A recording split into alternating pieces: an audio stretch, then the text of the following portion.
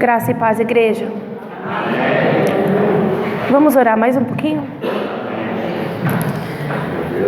Senhor Deus, Pai amado e querido, Senhor, neste momento, Pai amado e Pai querido, que eu, Débora, seja esvaziada de mim, para que o Teu Espírito fale, Senhor, meu Deus, o que deseja tratar com a nossa comunidade, Senhor.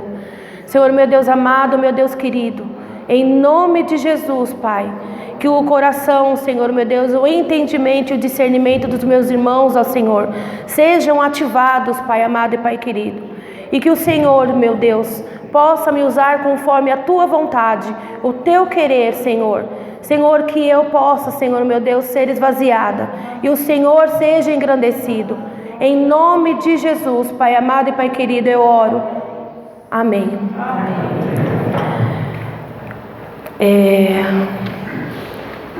É de tremer as pernas quando a gente está trazendo a palavra para a comunidade toda, né? É uma responsabilidade muito grande, porque não é apenas o que eu quero falar, não sou eu que vou falar o que eu acho, o que eu penso, a minha opinião. Eu estou sendo porta-voz da palavra de Deus, e isso é muito sério. E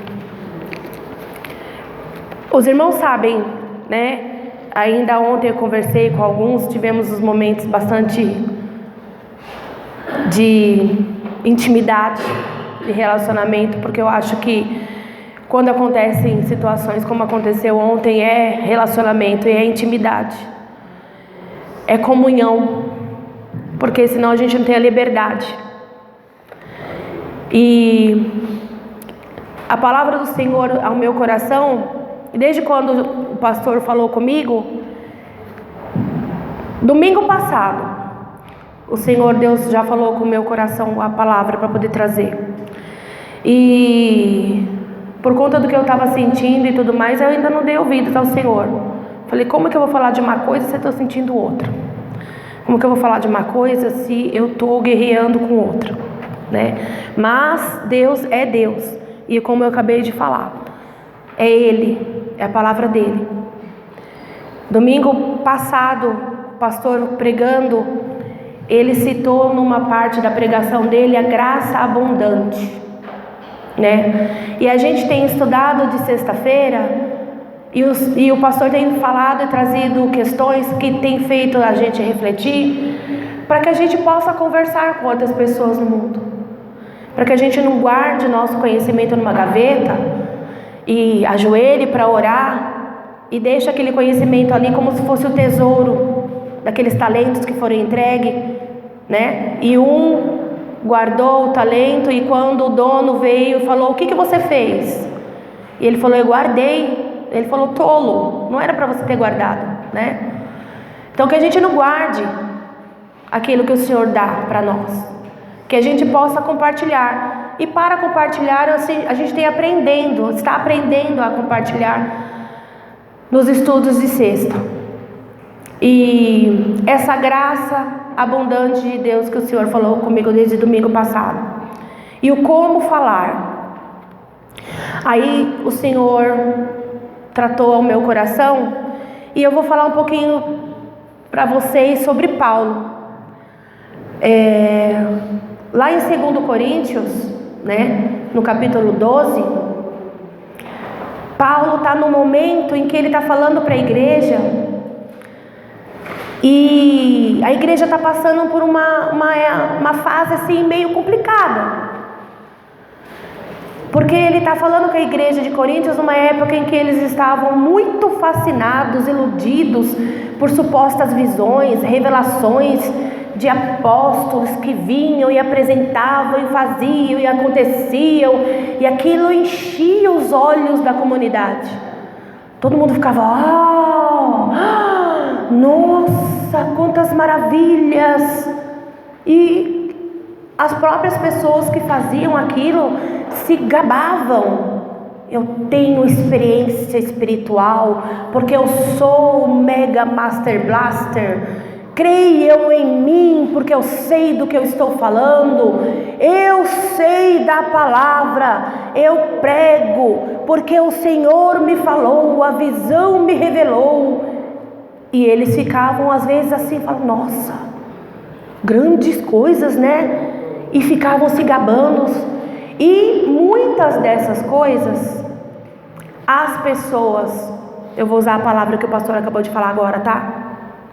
Idiotas, nécios, não conheciam realmente os testemunhos e a palavra dos verdadeiros apóstolos, ficavam convencidos, ficavam admirados, né? Extasiados com aquela situação e acabavam espalhando heresias no meio da comunidade.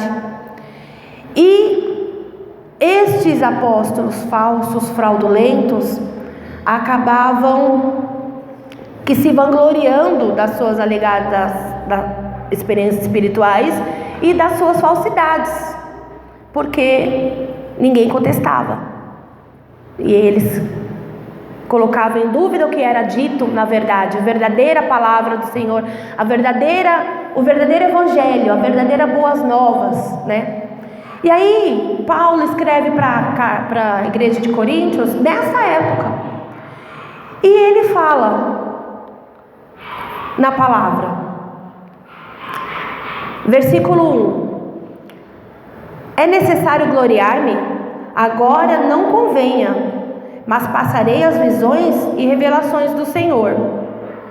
Conheço um homem em Cristo que há 14 anos, se no corpo não sei se fora no corpo, Deus sabe, foi arrebatado até o terceiro céu. Paulo está falando dele mesmo, mas ele fala dele como se fosse outra pessoa, porque a glória não seja para ele.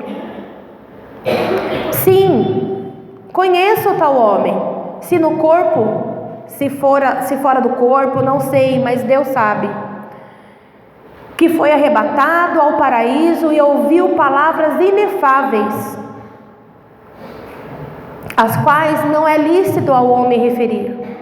Palavras inefáveis, eu fui procurar, significa que não se pode nomear ou descrever em razão da sua natureza.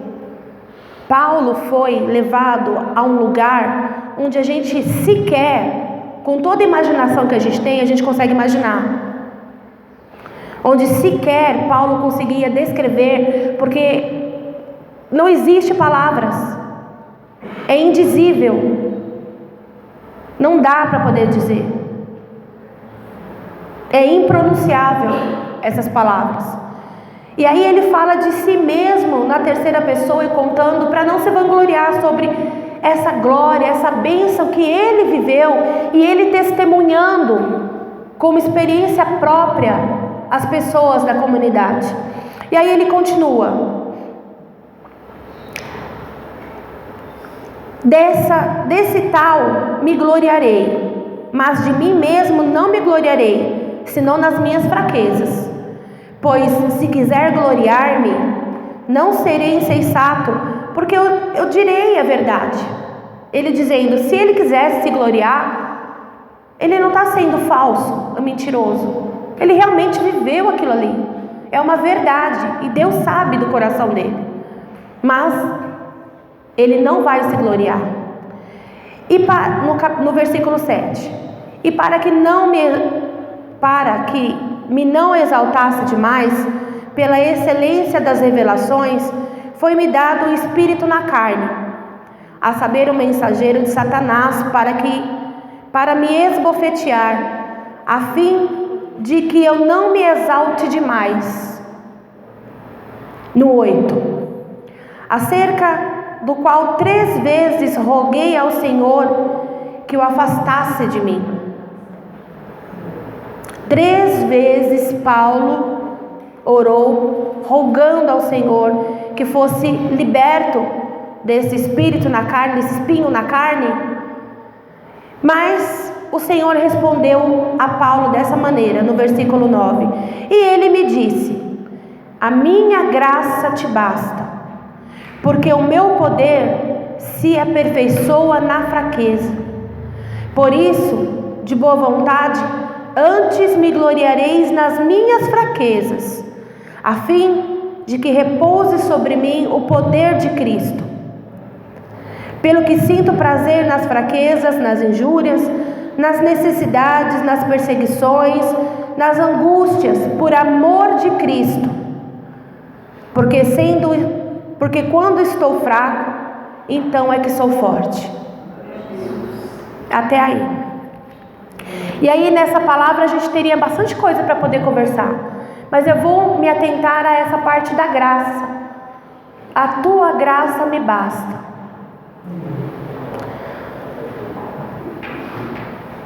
Porque o meu poder se aperfeiçoa na fraqueza.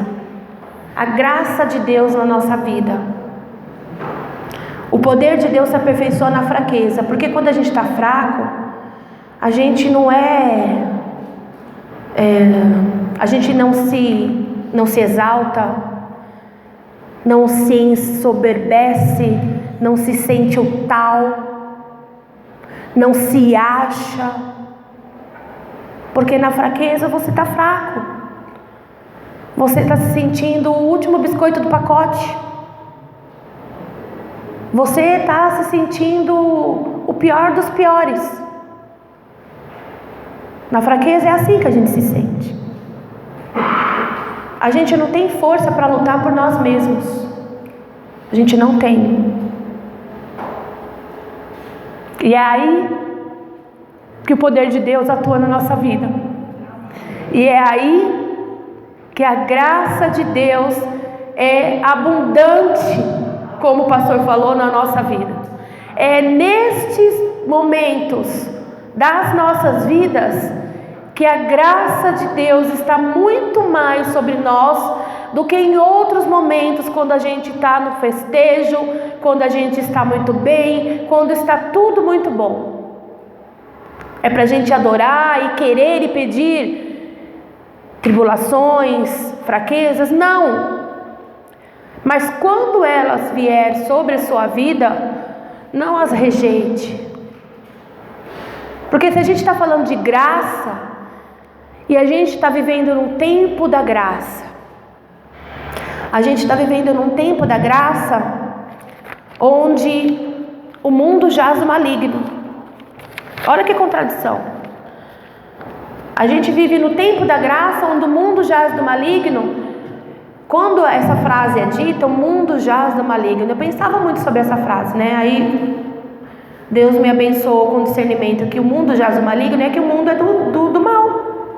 O mundo é do mal.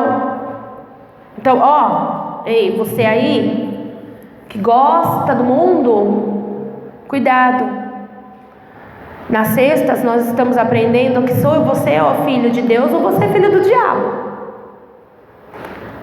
E não sou eu que estou falando. É a palavra de Deus que fala isso pra gente. Nem todos são filhos de Deus. Nem todos.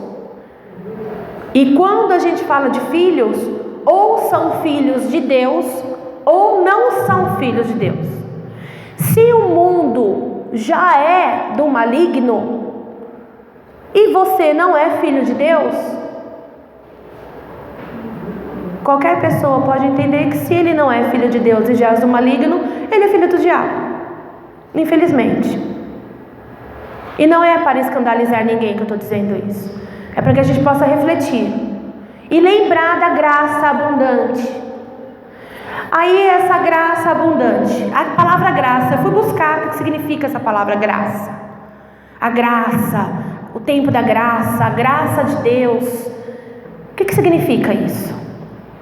No dicionário, se a gente for procurar o Aurélio da Vida, tem um monte de palavra: beleza, formosura, perfeição, gentileza, elegância, distinção, nomenclatura, porque às vezes a pessoa falava: qual é a sua graça?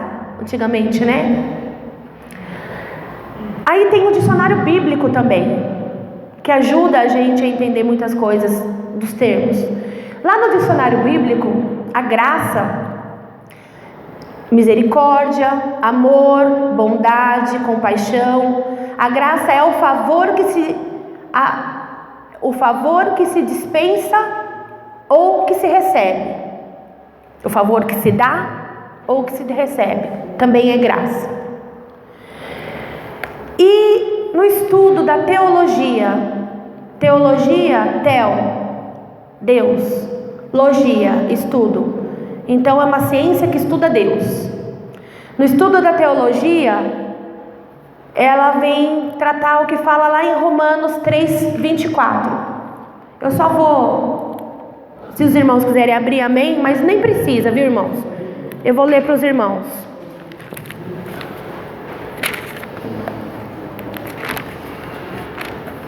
Romanos 3:24.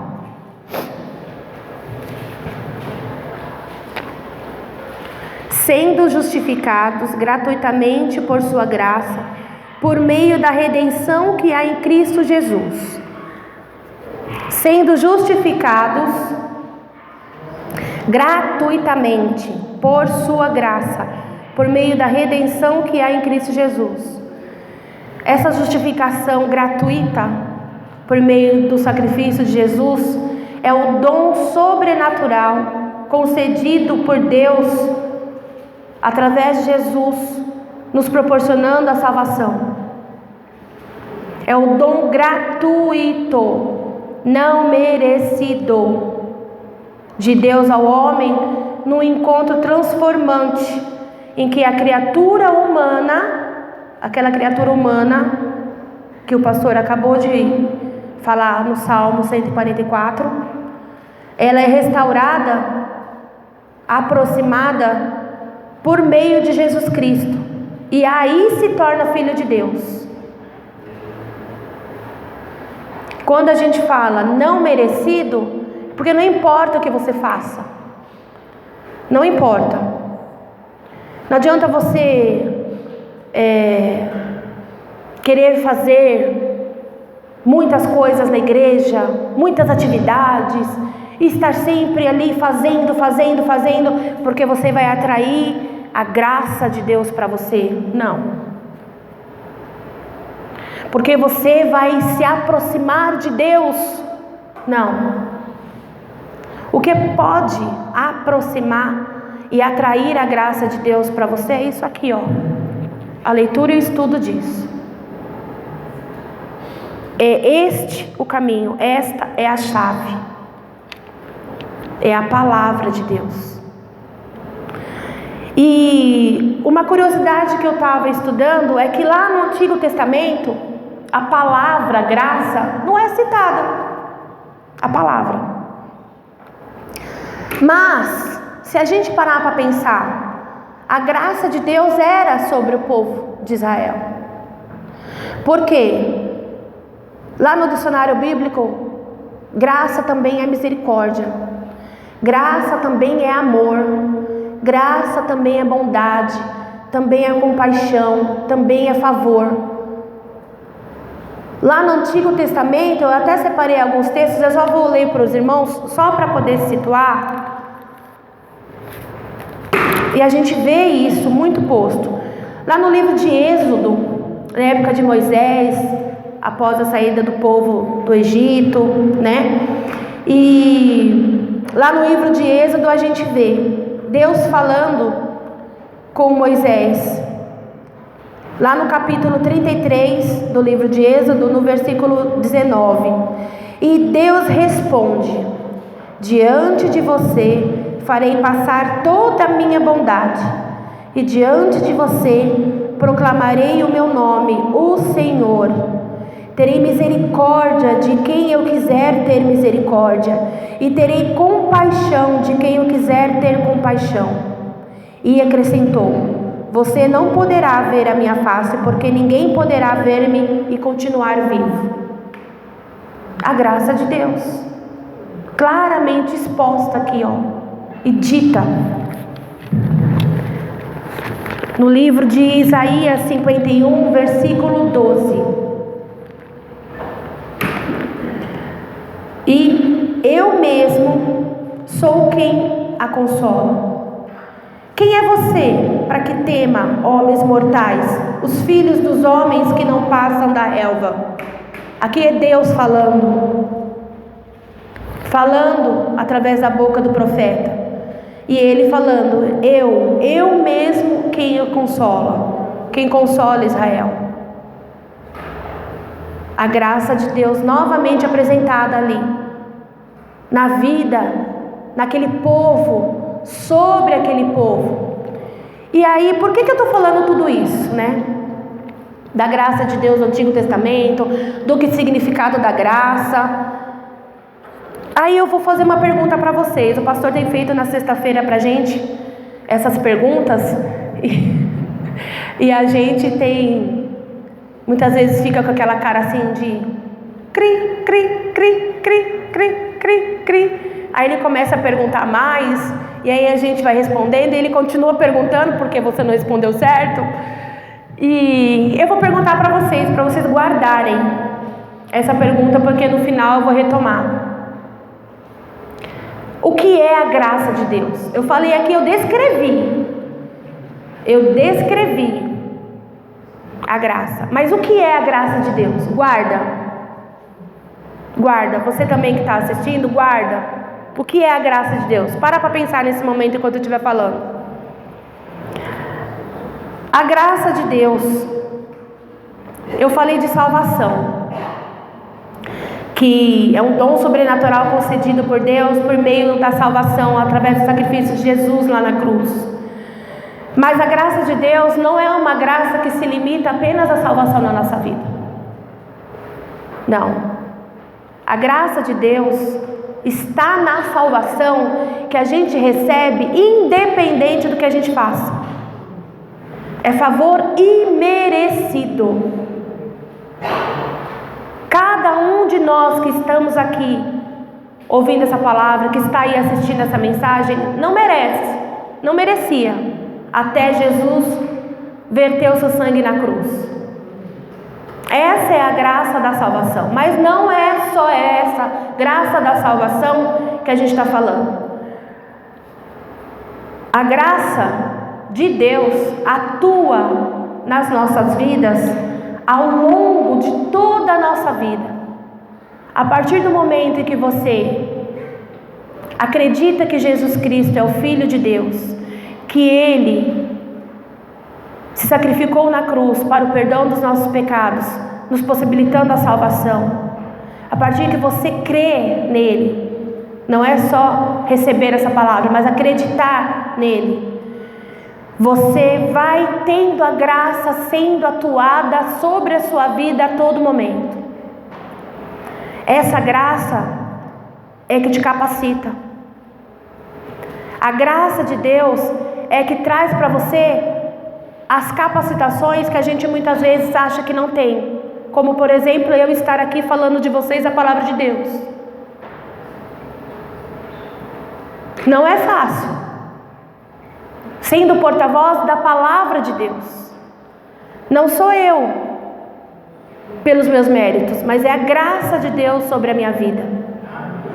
Quando a gente compartilha, igual o Felipe compartilhou uma bênção, é a graça, e ele reconheceu de onde veio essa bênção. Ele deu o mérito e a glória a quem lhe deve, ao Senhor. É a graça de Deus sendo atuada na vida do Felipe.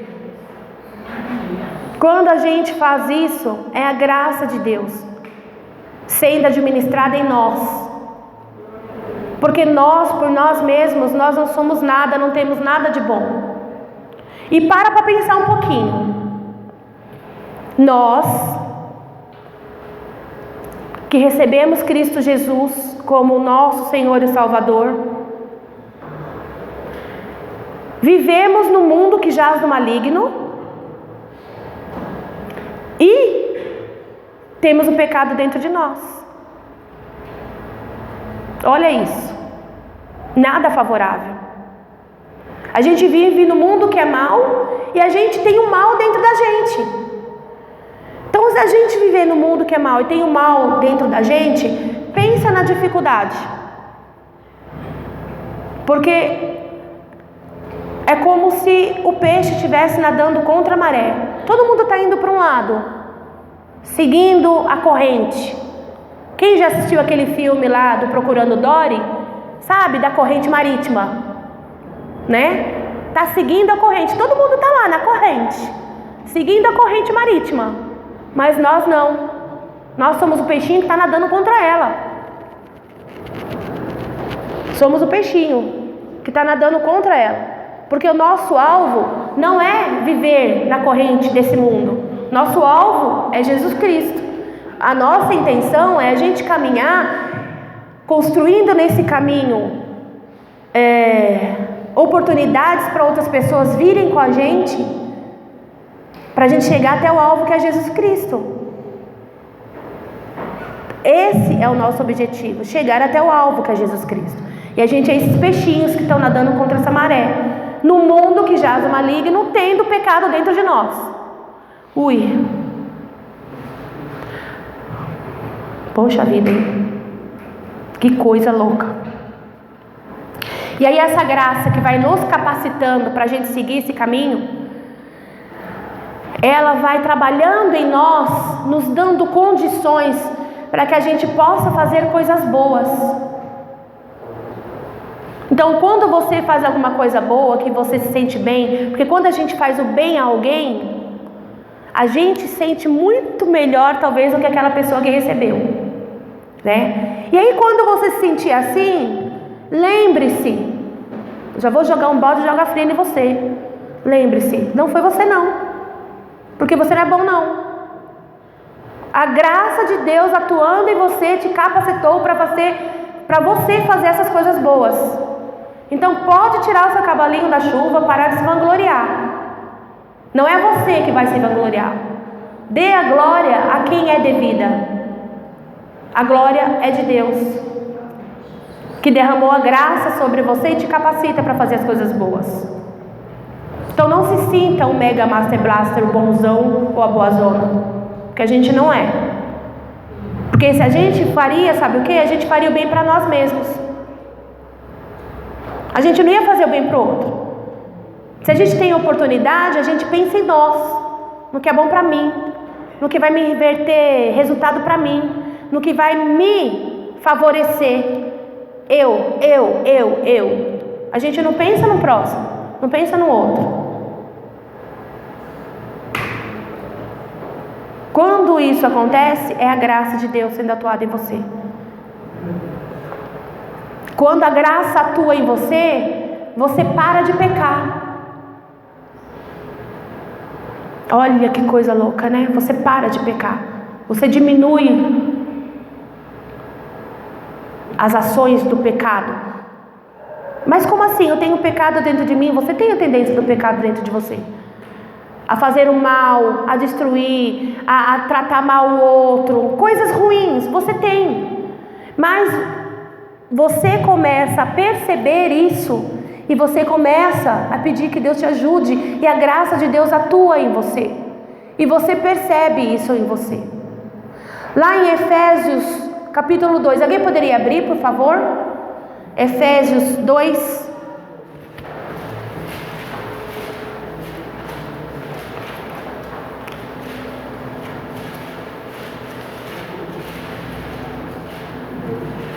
No versículo 8, 9 e 10.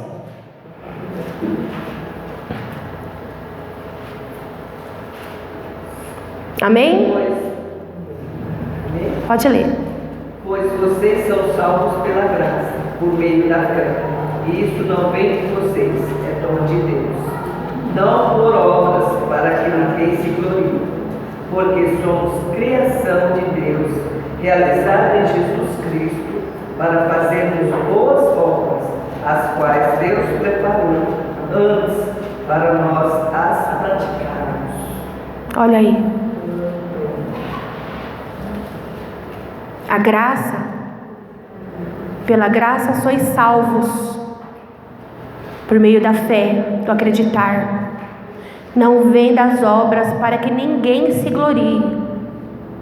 É dom de Deus. A graça na nossa vida é dom de Deus.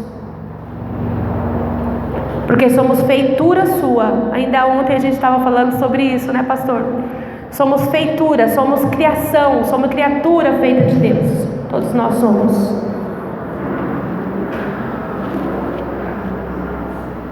E em Cristo Jesus, porque somos feitura sua, criados em Cristo Jesus para as boas obras, as quais Deus antes preparou para que andássemos nelas. Uma outra coisa que a gente tem aprendido de sexta, e eu vou, é de propósito, tá? O que eu estou fazendo, de falar de sexta-feira na minha pregação de domingo. Quais são as obras de Deus? O que são as obras de Deus? Vem de sexta-feira que você fica sabendo. Sexta-feira aqui na igreja de Monte Santo, quem está assistindo essa mensagem, pode vir às 8 horas também, para poder aprender. Quais são as obras? O que são as obras de Deus?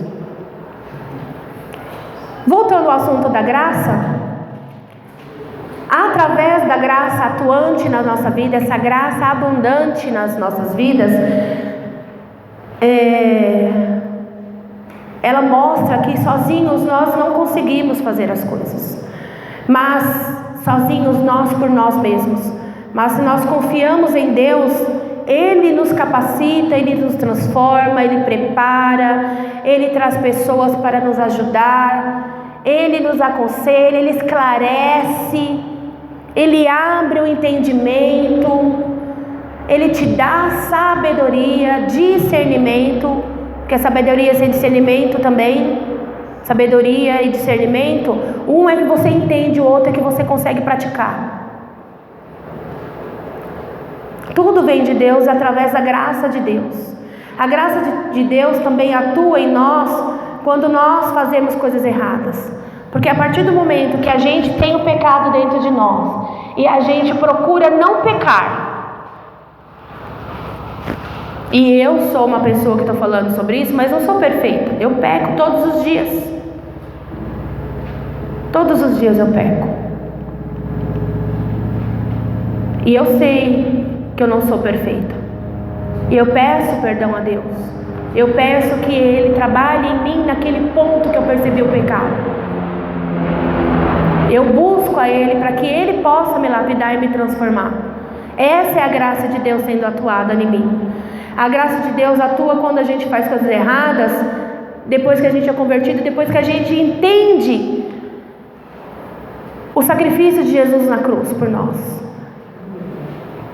Depois que a gente entende que a gente, como filho, nós temos obrigações como filho.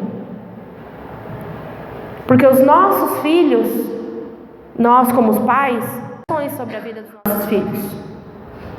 E quando a gente também se torna filho de Deus, nós também temos obrigações como filhos de Deus. E uma delas é procurar não pecar. É uma luta constante de guerra dentro de nós mesmos, contra o pecado que há em nós. Muita guerra. Essa luta, às vezes, acaba sendo refletida até externamente, na forma de uma depressão, de uma doença. É essa luta. Eu sei disso. E eu sei do que eu estou falando e que vocês também podem entender. Dessa luta. Essa graça ajuda. Porque quando a gente peca, a gente sabe que pecou. A gente sabe.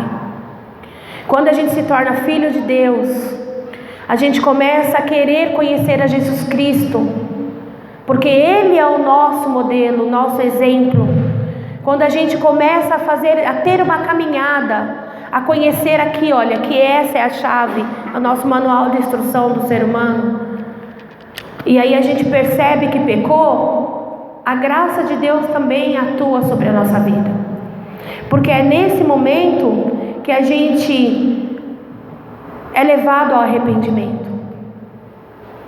E aí quando a gente se arrepende de verdade do nosso erro, Deus nos perdoa, e Ele nos perdoando nos ajuda a consertar as coisas. É a graça de Deus sendo derramada sobre nós.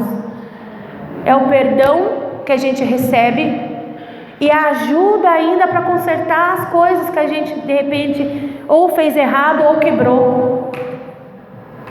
Olha isso, gente, essa graça maravilhosa. Isso não significa que a gente não vai continuar pecando. Então tudo bem eu pecar, porque Deus vai atuar na minha vida e vai me ajudar a consertar as coisas. Não. Tudo que a gente faz tem consequências. Tudo que a gente faz tem consequências.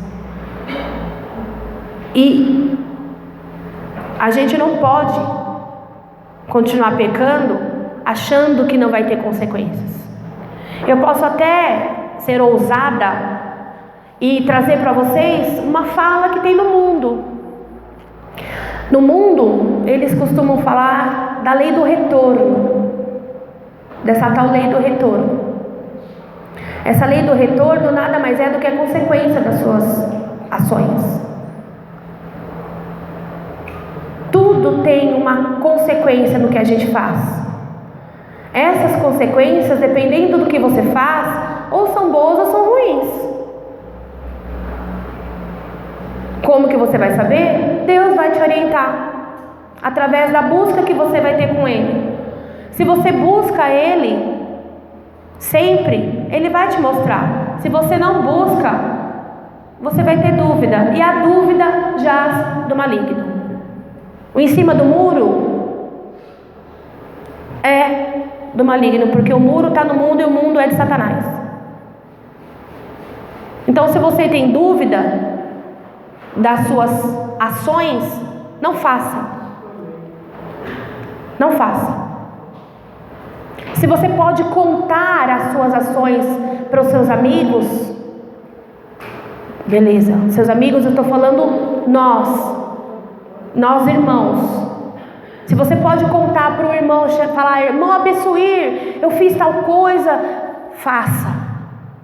Agora, quando você pensa em alguma ação que você fala: vixe, pastor não pode nem pensar nisso, Deus do livre se ele pensar que eu pensei nisso, não faça.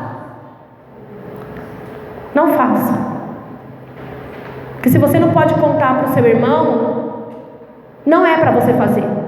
Se você não pode testemunhar, contar um relato da sua vida, compartilhar uma experiência sua com o seu irmão, não faça, porque não é para você fazer. Então, essa lei do retorno que o mundo fala, ela existe. Ela existe. Eu falo na minha casa que é a lei do bumerangue. Não sei se vocês já viram bumerangue. Bumerangue é um instrumento que eles usavam antigamente como esporte e como arma, porque ele é um triângulo encurvado, e ele, quando você joga, ele pega uma força, e quando ele retorna mais forte ainda. As ações que a gente faz tem essa lei do bumerangue postas nela. Ela vai, mas quando ela volta com uma força muito maior. Então, o seu desejo para o outro, aquilo que você faz para você, que você busca para você, cuidado. Cuidado. Porque tem muita gente, às vezes, que fala e pergunta: por que que isso está acontecendo comigo? Por quê? Por quê? Por quê? Não estou dizendo que seja uma regra, mas a gente tem que parar para pensar, fazer uma reflexão e ver os caminhos por onde a gente andou. Refletir, pensar. O pastor falou agora. Quando a gente tem a oportunidade de ter uma comunidade e ter a palavra de Deus e começa a estudar a palavra de Deus, nós começamos a pensar e a refletir e a olhar no espelho que a gente não é muito legal, que as coisas que a gente faz não é, que a gente precisa mudar. E glória a Deus por isso, porque é a graça nos transformando, a graça de Deus atuando em nós e nos transformando. Essa graça de Deus, quando a gente peca e ela nos mostra, ela nos traz o tamanho dessa graça, a graça abundante. Lá no livro de Hebreus, capítulo 4,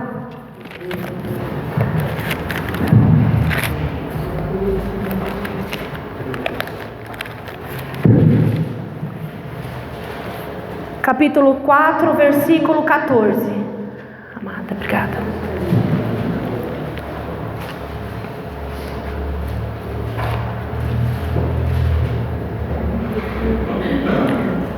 Portanto, visto que temos um grande sumo sacerdote que adentrou os céus, Jesus, o Filho de Deus, apeguemo-nos com toda a firmeza à fé que professamos. Pois não temos um sumo sacerdote que não possa compadecer-se das nossas fraquezas, mas sim alguém que, como nós, passou por todo tipo de tentação, porém sem pecado. Assim, aproximemo-nos do trono da graça com toda a confiança, a fim de recebermos misericórdia e encontrarmos graça que nos ajude no momento da necessidade. A palavra graça é bem falada no Novo Testamento. E a graça de Deus é uma lição de amor. Em Cristo nós temos a essência de todos os atos que Deus realiza e constitui a base do relacionamento que Ele quer com as suas criaturas. Tudo que Deus fez para o nosso bem, Ele fez essencialmente por sua graça. A forma como Ele se relaciona conosco é baseada na sua graça. A certeza que Deus se importa conosco está presente em todas as provas que nós temos, que nós vivemos, nas provas que Ele permite que a gente receba, e os livramentos e nas conquistas, mostra que Deus cuida e zela de cada um dos seus filhos na medida certa. A graça de Deus, a graça revela o bom caráter de quem a dá, não de quem recebe. Lá no livro, eu vou só citar, os irmãos não precisam procurar. Lá no livro de Tessalonicenses, 2 Tessalonicenses 1:11, fala que oramos constantemente por vocês, para que o nosso Deus os faça dignos da vocação, com poder, e cumpra todo o propósito, a toda obra que procede da fé.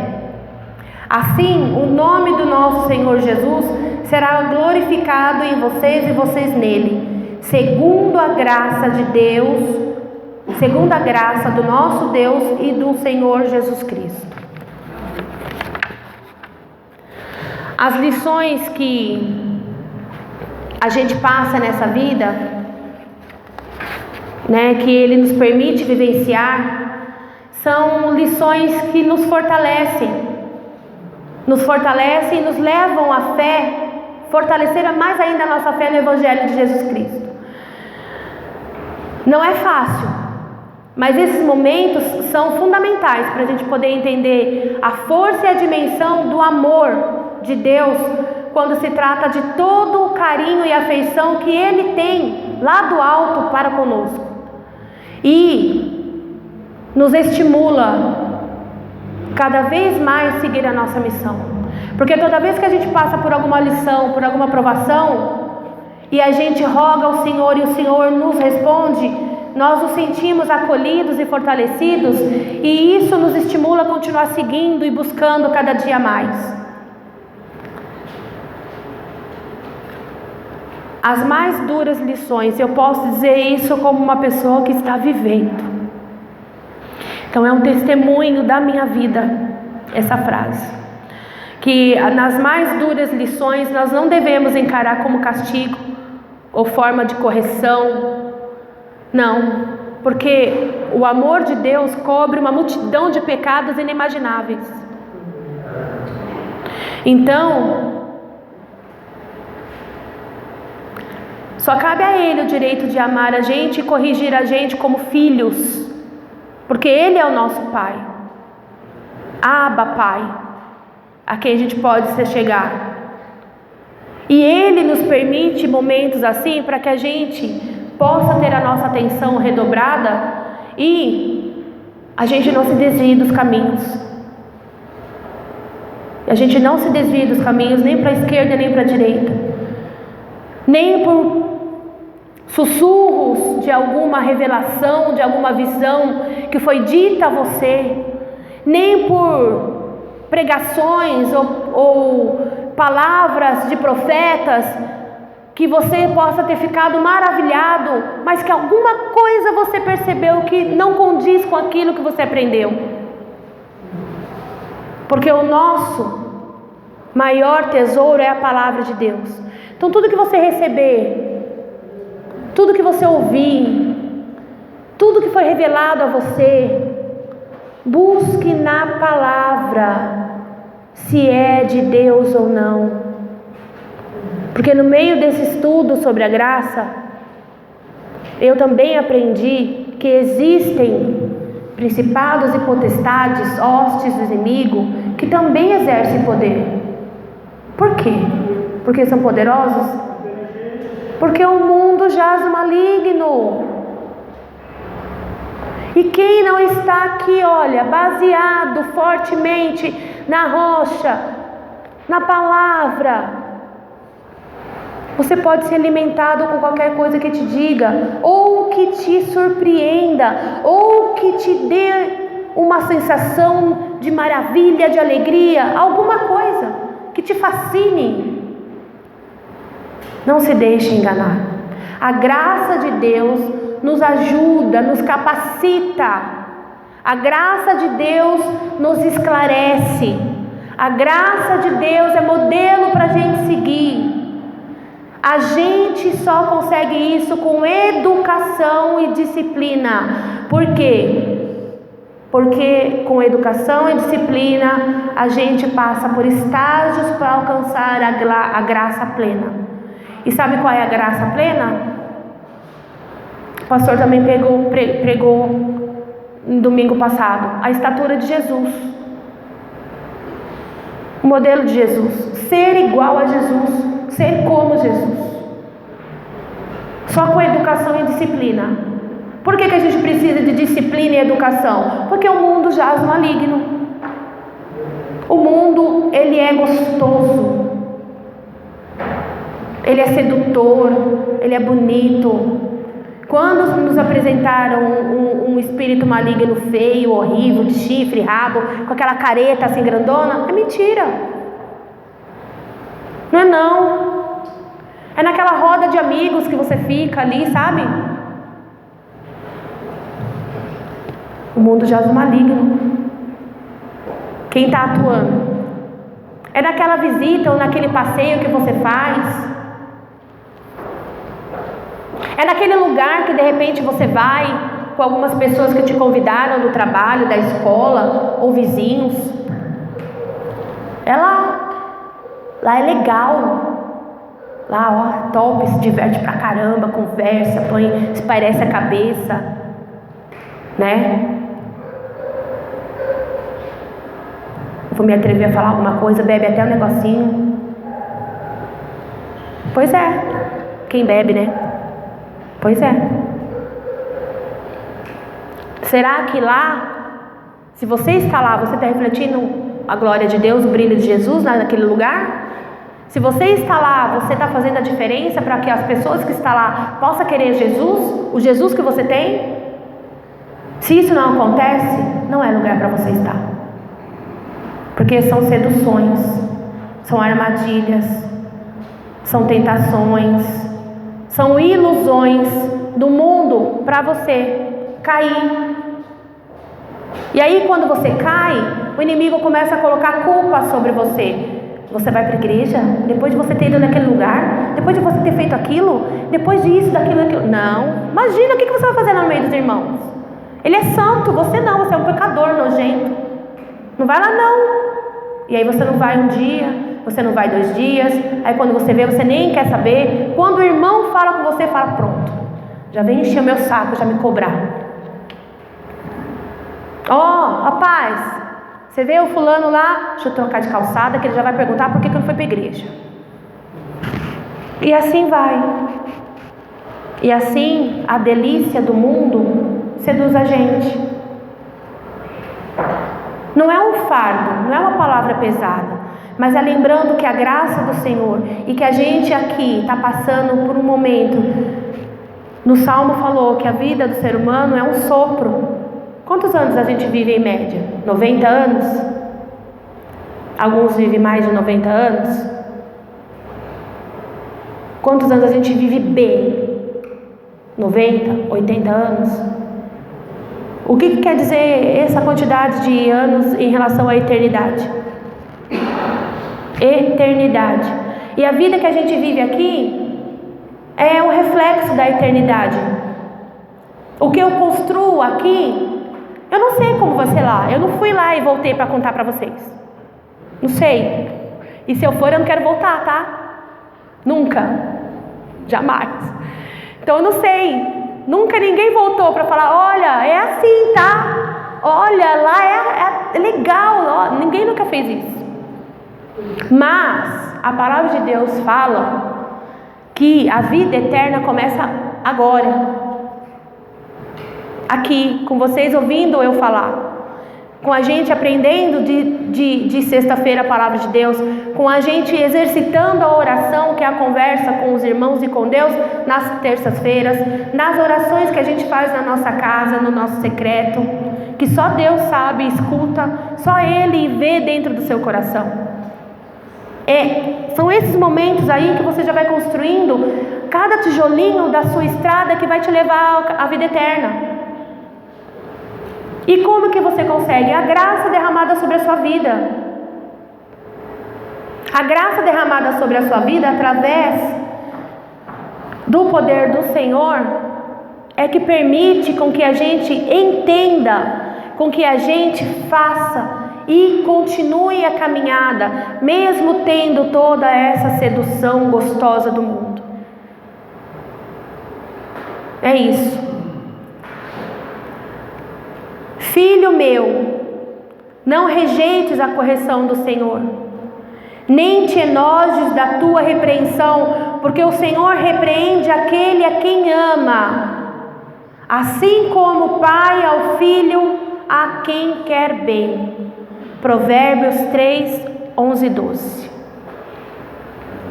Você é revestido da graça, vive no tempo da graça e tem atuando em você a graça de Deus. Mas não guarde a graça na gavetinha. Compartilhe a graça com os seus amigos, com os seus irmãos, com os seus familiares. Divida, porque quando você divide, é a única coisa que você divide e aumenta mais. Divide. Fale, não sabe como? Vem de sexta-feira que a gente vai aprender a argumentar, a gente vai poder falar, ter propriedade, firmeza, sabe? Daquilo que você realmente está dentro de você. Você tem certeza absoluta, não vai tropeçar. E o Espírito Santo vai estar junto com você. Aí, lá no começo da minha palavra com vocês, eu perguntei para vocês. E eu falei bastante essa palavra. O que é a graça de Deus? Alguém sabe me dizer? Abençoe. Abençoe, vai ganhar nota 10 no final. A graça de Deus para nós, meus irmãos, é Jesus Cristo. Eu dei pistas quando eu falei que a graça revela o seu bom caráter. A graça revela o bom caráter de quem dá, não de quem recebe. Eu fui dando pistas, fui falando para vocês sobre a misericórdia, falando para vocês sobre a transformação, falando para vocês exatamente a atuação, todo o consolo que Deus dispôs no povo de Israel no Antigo Testamento, toda a misericórdia, bondade que eu li no livro de Êxodo, que estava sobre o povo que saiu do Egito, tudo isso foi posto em Jesus, quando Ele veio, sentiu como eu e você sente, sofreu como eu e você sofre. Ele sentiu dor de cabeça, ele sentiu necessidade de ir no banheiro, ele sentiu fome, tudo isso que a gente sente, ele sentiu. Frio, calor, dor nos pés, ele sentiu. E ele conseguiu. Ele venceu o mundo. E Ele nos trouxe, através da sua vitória, a graça da salvação. Nós não somos condenados à morte eterna. Nós temos a oportunidade da vida eterna, através do sacrifício de Jesus na cruz. Do amor dele derramado em cada gota de sangue que foi vertida.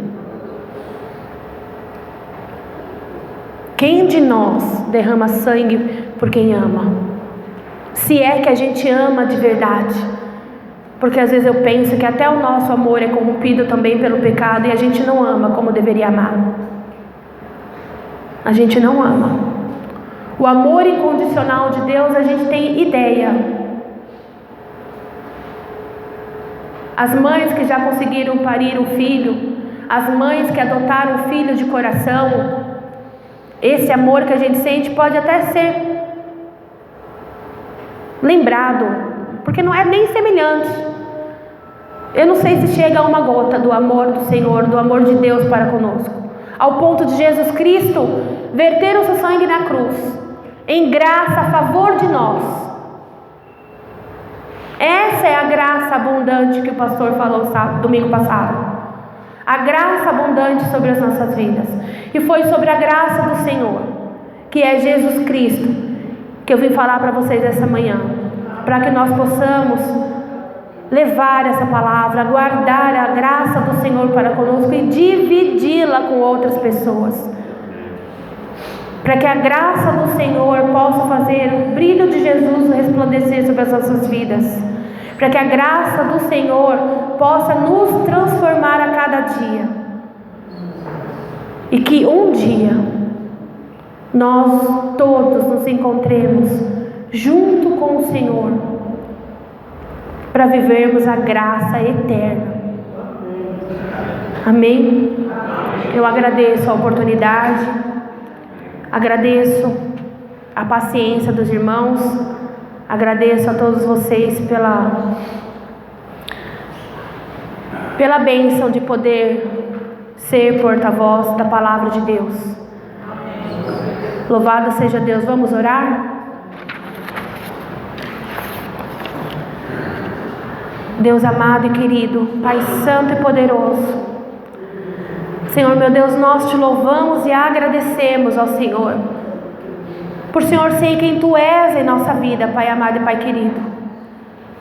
O Senhor, Deus amado, tem nos mostrado, Pai, através da Tua palavra, Senhor, que sempre, desde o momento em que pegou o barro, em que pegou o pó da terra e nos formou e nos deu fôlego de vida, Senhor, o Senhor já tinha, Senhor meu Deus, um amor tremendo, Pai amado e Pai querido, a qual o Senhor já tinha consigo a ideia de que se algo acontecesse, o seu amor através de Jesus poderia nos salvar.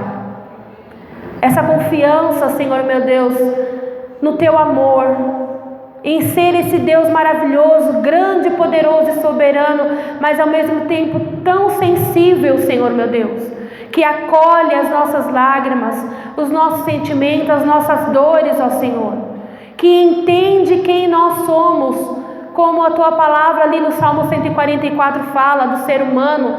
Tu entende quem nós somos.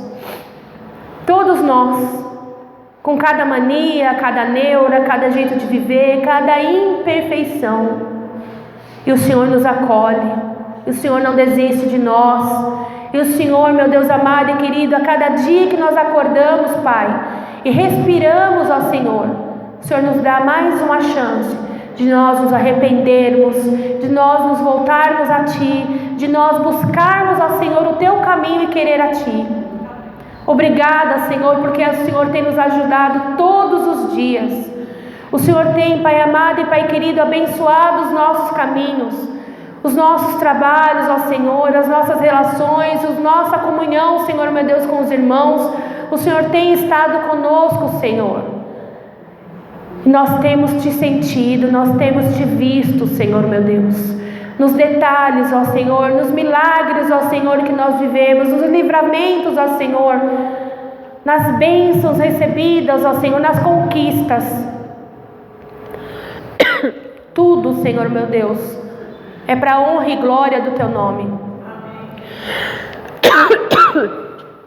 Nós Te louvamos. Nós Te agradecemos. Nós Te exaltamos, Pai. Obrigada por ser esse Deus maravilhoso. Obrigada, Jesus, pelo Seu imenso amor, imensurável amor, inimaginável amor, que através do Seu sacrifício nós temos a oportunidade, Senhor, meu Deus, da vida eterna e da salvação. Obrigada, Senhor, meu Deus e Senhor Jesus, por ter deixado o Teu Espírito, Senhor, aqui nesta terra, o Consolador que nos ajuda, Senhor, meu Deus, em tudo que nós fazemos. Muito obrigada, Pai Santo e Poderoso. Eu oro, Senhor, meu Deus, e peço, intercedo pela vida dos meus irmãos que estão aqui, daqueles que estão assistindo essa mensagem, daqueles que não puderam vir, Senhor, meu Deus. Pai Santo e Poderoso, que o poder do Teu Espírito Consolador, Senhor, meu Deus, possa, Senhor, se achegar até eles. Possa, Senhor, meu Deus, tratar, Senhor, com cada um naquilo que eles precisam, Pai. Possam, Senhor, meu Deus, dar-lhes, Pai amado e Pai querido, o ânimo, Senhor, necessário, o renovo, Senhor, meu Deus, a força, Senhor, para seguir adiante, Pai querido e Pai amado. Santo e poderoso Deus, eu oro a Ti, Senhor, meu Deus, agradecida, Senhor. Agradecida, Pai amado e Pai querido, pela Tua atuação, pela Tua misericórdia, pela Tua fidelidade, Senhor, meu Deus. Nós Te louvamos, nós Te agradecemos. Obrigada, Senhor, por esta casa. Obrigada, Senhor, por esta comunhão, Senhor. Obrigada pela comunidade que nós temos, Pai.